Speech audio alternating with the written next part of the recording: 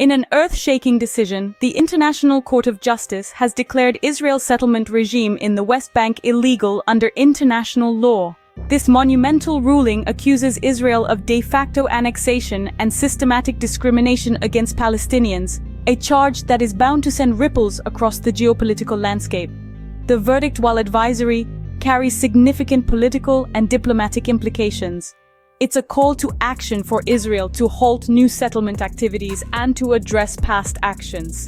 Yet, as with all matters of international law and politics, it's not so black and white.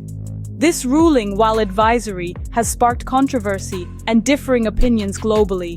But how did we reach this point? Let's rewind to 1967, when Israel gained control of the West Bank and East Jerusalem.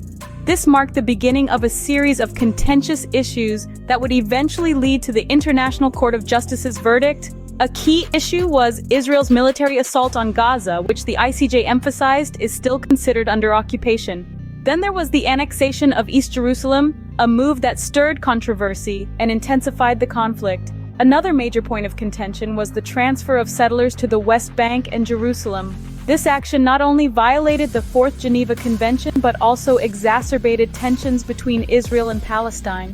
Over time, these issues mounted and the international community grew more concerned about Israel's settlement policies and their implications on peace. And so, the stage was set for a ruling that would reverberate around the world. The fallout from the ruling is far from over. Indeed, this decision has sent ripples across the globe, evoking a variety of responses. Israeli Prime Minister Benjamin Netanyahu has notably criticized the ruling, expressing his firm disagreement. Meanwhile, the United States has urged a note of caution, advising careful consideration of the court's advice. But the ruling itself is clear. It calls for Israel to halt new settlement activities, to repeal established legislation in the West Bank and East Jerusalem, and to provide reparations.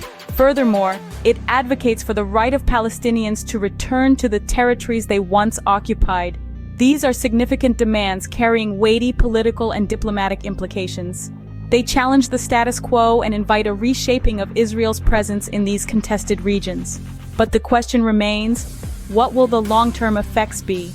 As the world watches, the long-term impact of this ruling on Israel's international reputation and the peace process remains to be seen. Join our community of informed citizens, subscribe to your daily dose of news, and be part of the conversation.